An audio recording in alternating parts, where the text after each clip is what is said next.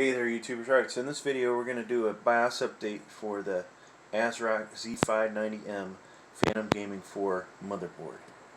So one of the first things you're going to want to do is your computer boots up is jam on the delete key to enter the BIOS. Now once you're in the BIOS you'll want to take note of what your current BIOS number is. So we're going to check that one out here in a second. P1.80. Alright, so next thing you're going to do is we've got to find what the latest BIOS update is, what the latest BIOS version is, and so I'm going to use Google, and I'm just going to type in here. I'm doing this one-handed, so it's going to take a little while longer. Now, lots of reasons for doing a BIOS update and lots of reasons for not doing it. In my case, I bought a new Pentium Gold, I think it's the G6405, and to be honest with you, it is not working like it should. This is one of the newer chips out, at least from the Pentium range, and I would almost say it's more of an 11th gen Pentium than it is 10th, but this is an 11th gen motherboard, and we want to make sure this thing's working good. So we'll go ahead and click on that. Now that brings us to this point, folks. And we want to verify that that's what we have. Now I also have the Z590 Phantom Gaming 4 full ATX motherboard, which eventually I will probably do the same video. So yeah, that is the exact model. So there's two places you'll see on the screen where there's support, down here and up here. We want the one down here, right? And a lot of times, I do these videos using a screen recorder. Sometimes it's just easier to do it this way. So now you can find a lot of your files that you want to download. In this case we want the BIOS, and look at that. So this is one of the original BIOS files, and there's a bunch of different things we can do. Instant flash, Windows. I'm going to do the instant flash version. Now what you do want to do is read these descriptions, okay? Just to see if it's worth your time to do this. So we have optimized for 11th gen core processors, which you would expect because this is for 11th gen. Add Intel adaptive boost technology, blah blah. Once again, and then Intel platform trust technology. So nothing in here really about updating for newer CPUs, at least which I believe are newer CPUs. So one thing we can do is go to the CPU support list before we do that. Now I doubt that they will come out with any more of these guys, but look, okay, here you go. So Pentium Gold 6405 had support after P1.40. So that may be why I've been having some problems, folks. And somewhere I have a video on reasons for doing a BIOS update, and that is definitely a big one, right? When your hardware is not necessarily compatible. So we are going to go ahead and do the BIOS update. Now there is no P1.40 on here, but we'll go with the latest version. So we're going to click over here to Global, and it's going to ask me if I want to save it. I'm going to do a save as.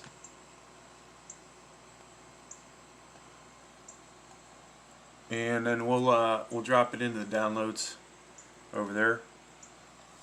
And I'm going to then say open folder. We want to extract all.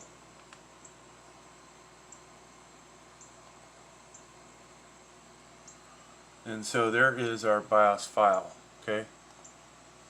Under downloads, and right here, that's a zip. We want to take this one, so we're going to put this on a thumb drive. So I'm going to copy it, and offhand I can't remember how you want your thumb drive formatted, but something you can Google. Hopefully I'll remember to put down in the comments, or somebody will answer it. But that's, an important thing, right? Your BIOS might not see this drive at all if it's not formatted correctly. Alright, so we put the thumb drive. Now I like to put these in the motherboard because for whatever reason it doesn't always recognize it on your USBs on your case. So that's just something I do. Doesn't mean it's going to work every time. Excuse me. Doesn't mean that this is not going to work every time. It just means I've had better success here, so I stick with this.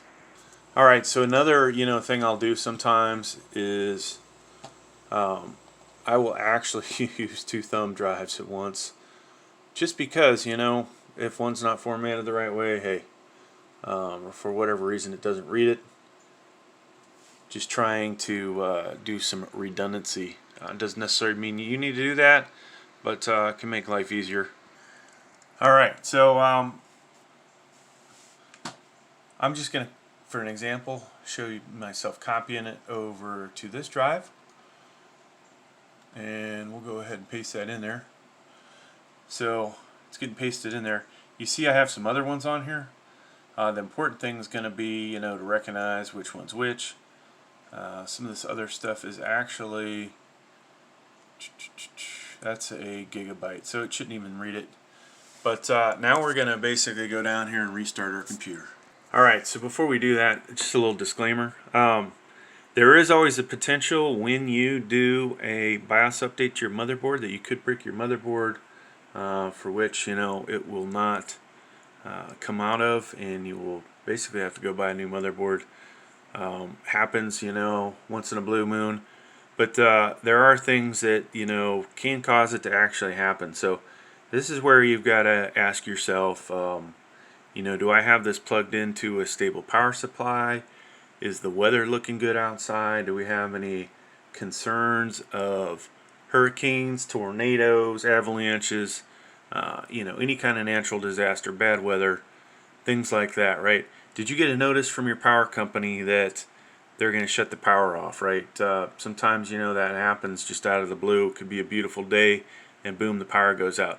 Now if you have something like a battery backup and up, something like that, great idea to have that plugged in for something like this, right? So why do I talk about this stuff? Well, you'll see occasionally I'll do a video BIOS update. Maybe it gets 50,000 views, and lo and behold there are a few people that report that their motherboard basically got bricked. So it can happen.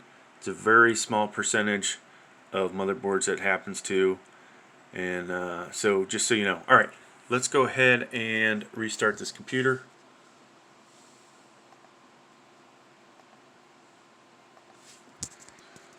Restart. So I'm getting ready to start jamming on the delete key. So it's gonna start to boot up here. There we go. See, it's doing it. I'm jamming on the delete key. We want to get into that BIOS. Let me in that BIOS. There we go. So we are in the BIOS, folks.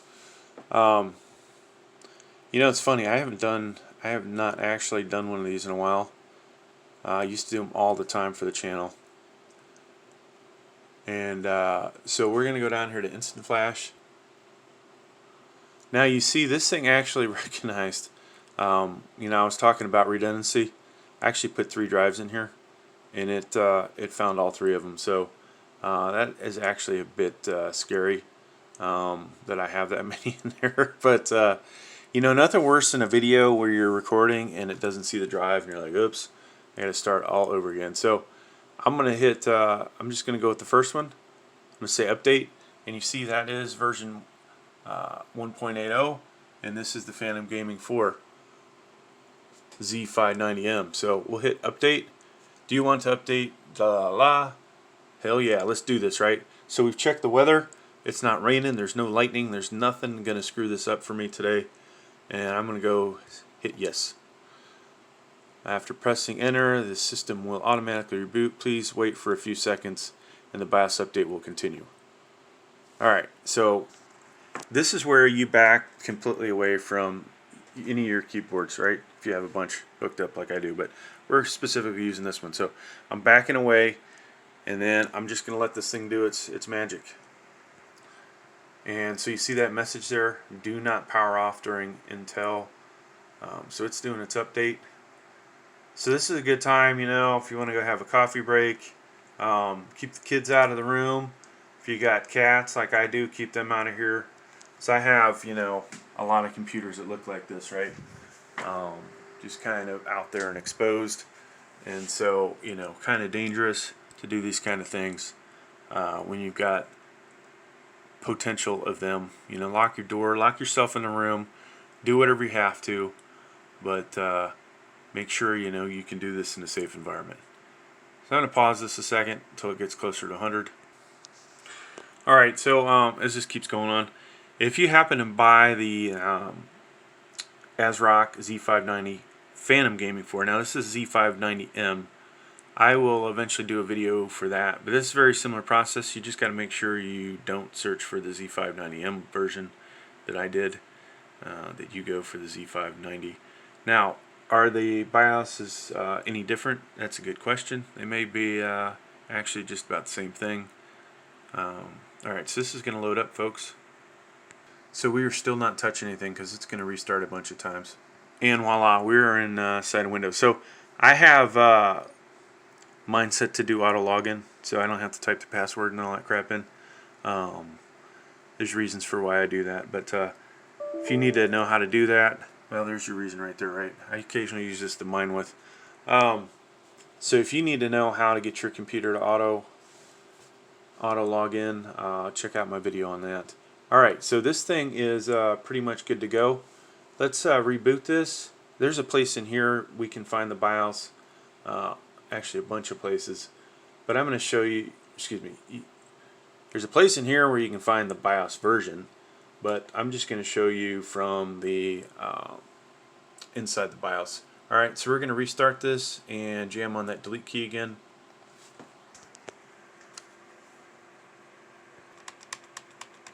So I'm jamming away, folks. So I honestly hope this helps solves the problems I've had with the Pentium 6405. And voila. So there we are.